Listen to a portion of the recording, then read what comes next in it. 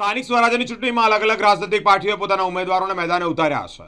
ભાજપ, કોંગ્રેસ, આમ આદમી પાર્ટી સહિત અનેક રાજનૈતિક પાર્ટીઓની સાથે સાથે એઆઈએમઆઈએમ પાર્ટીના 20 જેટલા ઉમેદવારો તેઓએ મેદાને ઉતાર્યા છે.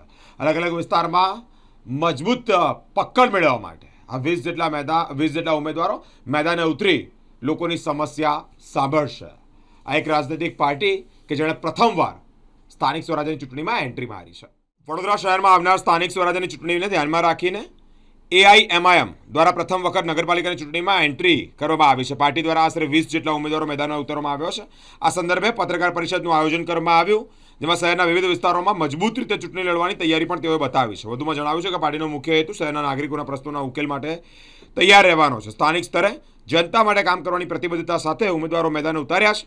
એઆઈએમઆઈએમ પ્રથમ વખત વડોદરા મહાનગરપાલિકા અને નગરપાલિકા ચૂંટણીમાં ભાગ લઈ રહ્યા હોય ત્યારે પાર્ટી દ્વારા વ્યાપક જનસંપર્ક અભિયાન પણ શરૂ કરવામાં આવ્યું છે. સાથે જ ઉમેદવારોને જીતાડવા માટે પાર્ટી દ્વારા સંગઠનને મજબૂત બનાવવાની સાથે ચૂંટણી પ્રચાર વધુ તેજ બનવાની યોજનાઓ વિશે પણ વાતચીત કરી છે. જય ભીમ, જય મીમ, જય ભારત સાથે આપ સૌને જણાવું છું, ઓલ ઇન્ડિયા મજલિસે ઇત્તેહાદુલ મુસ્લિમીન તરફથી વોર્ડ નંબર 1માંથી 4, વોર્ડ નંબર 6માંથી 3, વોર્ડ નંબર 7માંથી 4, વોર્ડ નંબર 8માંથી 2, વોર્ડ નંબર 10માંથી 2, વોર્ડ નંબર 14માંથી 2, વોર્ડ નંબર 15માંથી 2 અને વોર્ડ નંબર 18માંથી 1, આમ કુલ 20 ઉમેદવારોને ઓલ ઇન્ડિયા મજલિસે ઇત્તેહાદુલ મુસ્લિમીન તરફથી ચૂંટણીમાં ઊભા કરવામાં આવ્યા છે, જે પૈકી 8 મહિલા ઉમેદવાર છે અને 12 પુરુષ ઉમેદવાર છે. લક્ષ્ય એક જ છે કે જે રીતે નીચલા વર્ગ તરફ સરકારનો જે દબાણ આવી રહ્યો છે, જે ગરીબો પર અત્યાચાર થઈ રહ્યા છે, ખાલી સામાજિક અત્યાચાર નહીં પણ આર્થિક રીતે જે રીતે ઇન્ફ્લેશનના કારણે ગરીબો પરેશાન આવી ગયા છે, આ સરકાર તરફથી જે ભાવ વધારો થઈ રહ્યો છે, જે દરેક વસ્તુમાં એક વસ્તુના તમને ચૂંટણીના ફોર્મ 2021ના જ્યારે ચૂંટણીના ફોર્મ ભરાયા હતા ત્યારે શૌચાલયની સ્લીપ આ મ્યુનિસિપલ કોર્પોરેશને 100 રૂપિયામાં ઇસ્યુ કરી હતી, જે આ વખતે 2026ની ચૂંટણીમાં 300 રૂપિયામાં ઇસ્યુ કરી છે. આ આટલો 200 ગણો વધારો, આટલો મોટો વધારો વીએમસી શૌચાલયની સ્લીપ આપવા માટે એક આમ માણસ, એક ગરીબ માણસ પાસેથી 300 રૂપિયા લે છે, જેની સામે વીએમસીમાં થતી ભરતીઓ પણ પૂર્ણ નથી, જે એટલી સારી જગ્યાઓ ખાલી છે. તમારા મેઇન મુદ્દા ગટર, સડક, પાણી એ તો બેસિક છે, જે 75 વર્ષમાં પણ ભાજપ અને કોંગ્રેસ સોલ્વ કરી શકી નથી. એ મુદ્દાઓ તો છે જ, એની સાથે સારું સ્વાસ્થ્ય, સારી શિક્ષા, સારું સમાજ, સારી આર્થિક સુવિધા, એ બધું અમારું એક લક્ષ્ય છે, જેમાં અમે સર્વાંગીક વિકાસ ઉપર કામ કરીશું. 19 વોટ છે પરંતુ ઓછા જ વોટમાંથી તમારા કેન્ડિડેટ ઊભા કરવામાં આવે, શું કારણ? અમારું એવું છે, ક્વોન્ટિટી કરતાં વી બિલીવ ઇન ક્વોલિટી. જો જૂથમાં બહુ બધાને એક સાથે લડાવવા કરતાં અમે ફોકસ કરીને ધીરે ધીરે કરીને એક સાથે આખો દેશ ના જીતી શકાય. ધીરે ધીરે કરીને એક વોર્ડ કરીને એક સીટ કરીને, એક સીટ જીતીશું, એક વોર્ડ જીતીશું, એક મહાનગરપાલિકા અને એક રાજ્ય, એ રીતે અમે આગળ વધીશું. એ જ અમારી પ્રાથમિક નીતિ છે. ઓવેસી સાહેબ આવવાના છે, એમના ખાસ માણસો સાથે અમે વાતચીતમાં છીએ. 18-19 તારીખ સુધીમાં એમની ડેટ નક્કી થશે, કાં તો 18 કાં તો 19. એની જે પણ અમારી પાસે જાણકારી આવશે સૌ પ્રથમ અમે આપ ભાઈઓ સાથે શેર કરીશું. જાહેર સભા થશે, કારણ કે એમનું જે વિઝન છે, એ જે લક્ષ્ય લઈને ભારતમાં ચાલી રહ્યા છે, we are the democratic nation and we believe in the democracy. અહીં કોઈ મુસ્લિમ પાર્ટી નથી, કોઈ માઇનોરિટી પાર્ટી નથી. અહીં અમે બધા ગરીબોના કલ્યાણ માટે આગળ આવ્યા છે અને એ જ મુદ્દા સાથે ઓવેસી સાહેબ અમારી જંગી જનસભા કરશે. जो वडोदरा ऑल इंडिया मजलिस इत्तेहादुल मुस्लिमीन ने आज रोज 20 ઉમેદવારો ફોર્મ ભર્યા છે અને જેમાં 8 બહેનો છે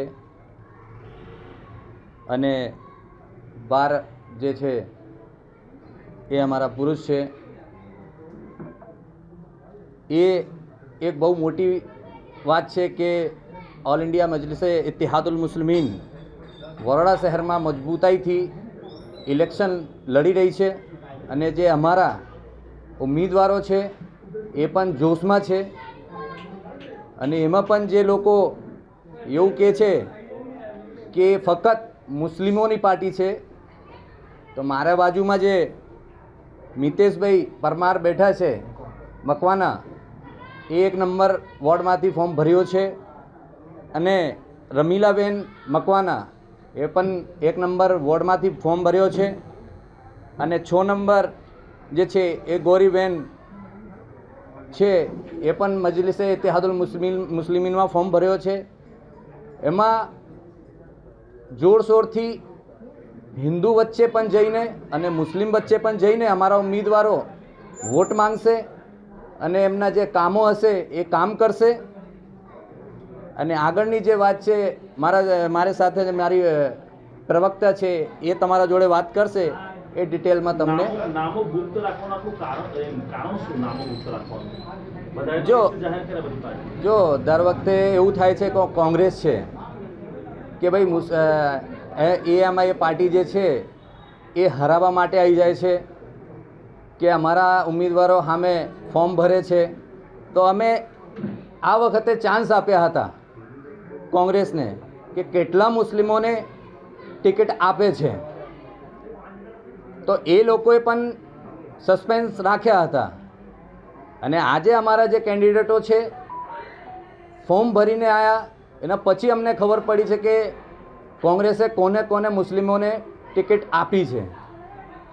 એ ગુપ્ત 10 નંબરમાં પણ તમે જોયા હશે કે 2 ટિકિટ હતી એ બિલકુલ સસ્પેન્સ રાખી હતી.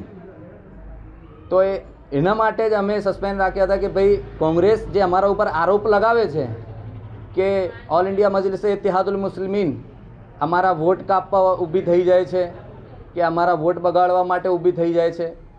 તો મારા કહેવું એવું છે કે ભાઈ અમારી પણ એક રાજનીતિક પાર્ટી છે. જો બરોડા શહેરમાં ખાડા ને રોડ ને ગટર આ બધું બહુ જૂની વાત થઈ ગઈ છે અને વર્ષોથી બીજેપીની સરકાર છે, કંઈ સુધારો થતો નહીં આમાં. અમારા જે મુદ્દાઓ છે, જે મજલૂમો આજે પરેશાન થઈ રહ્યા છે અને જો અમારે મુસ્લિમ લોકો સાથે અન્યાય થઈ રહ્યો છે, એમના બિલ્ડોઝરો અમારા મકાનો ઉપર ફરાવે છે આ લોકો, એના સામે મજબૂતાઈથી એમઆઈએમ લડશે. અને આગળ મજબૂતાઈથી જે પણ મજલૂમો સાથે કે ભાઈ મુસ્લિમો સાથે કંઈ પણ થશે તો એમઆઈએમ એના લીધે તૈયારી કરી રહી છે. વડોદરામાં એઆઈએમઆઈએમ કેટલા વર્ષથી છે? જો આમ તો 7-8 વર્ષથી કામ કરે છે એમઆઈએમ. અને હવે પાર્ટીઓ ઉપરથી ડિસાઇડ કર્યો કે ભાઈ કોર્પોરેશનની ચૂંટણી છે, તો જે મને જવાબદારી મળી તો મેં એ જવાબદારીને લઈને આગળ વધ્યો. અને એ પ્રમાણે હું મારા જે કેન્ડિડેટો હતા, મારી જે ટીમ હતી, એક નવી ઊભી કરી છે. અને તમે જુઓ જ છો કે દરેક મુદ્દાઓ ઉપર ઓલ ઇન્ડિયા મજલિસે ઇત્તેહાદુલ મુસ્લિમીન ઊભી છે અને આગળ લડત આપી રહી છે અને આપશે. જે અમારી કોશિશ છે ને એ લોકો પણ અમારા જોડે જે વાત થાય છે એ પણ અમને પ્રોત્સાહન આપી રહ્યા છે. ઇમ્તિયાઝ જલીલ સાહેબ છે, એની પણ કોશિશ ચાલી રહી છે, એ પણ આવવાના છે. બારિશ પઠાણ છે અને જે અત્યારે એક અમારી વુમેન છે શહેર શેખ યુનુસ, જે મહારાષ્ટ્રમાં અત્યારે ઇલેક્શન હતો એમાં જીતી છે, એ પણ આવવાના છે. કેમ કે અમારા જે નવા કેન્ડિડેટો છે, એક નવી ટીમ છે, એમને તાકાત મળે, ઉત્સાહ મળે, એના લીધે અમારા જે સ્ટાર પ્રચારકો છે એ આવવાના છે. જો દરેક ઇલેક્શનમાં ચર્ચાઓ ચાલે જ છે. એમઆઈએમ ન હતી ને તો પણ ચર્ચાઓ ચાલતી હતી, પણ આજે એમઆઈએમ છે તો એવું નહીં કે ભાઈ કોંગ્રેસને હરાવવા માટે કે બીજેપીને જીતાવવા માટે. અમારી કોશિશ જે હતી કે અમારે 1900 વોર્ડમાં લડાવવાના છે, પર ઓછા સમયના લીધે આજે વોર્ડ અમારા ડિસાઇડ થયા અને જે અમારા કેન્ડિડેટો મળ્યા એમાં અમે લડાવી રહ્યા છે. તો એ ખોટી વાત છે આ લોકોની કે ભાઈ અમે કોઈના જીતાવવા માટે કે હરાવવા માટે લડાવી રહ્યા છે. અમે અમારી પાર્ટીને મજબૂત કરીને અને અમારી ટીમ બનાવીને એક આગળ જે અમારી સોચ છે અને ઓવેસી સાહેબની જે વિચારધારા છે એના ઉપર ચાલી રહ્યા છે. જો અત્યારે મને એવું લાગે છે કે જેટલા પણ મેં ઊભા કર્યા છે એ બધા જ જીતશે. એ તમને મજાક લાગશે, કેમ કે અમારી ટીમ જે છે જીતવા માટે, દરેક કેન્ડિડેટ જીતવા માટે ફોર્મ ભર્યા છે. અને કોંગ્રેસે પણ ભર્યા છે, બીજેપીએ પણ ભર્યા છે. તો કોંગ્રેસ હારશે અમારા લીધે તો એ પહેલાંથી ચર્ચા કરી રહી છે, એ એમના વિષય છે.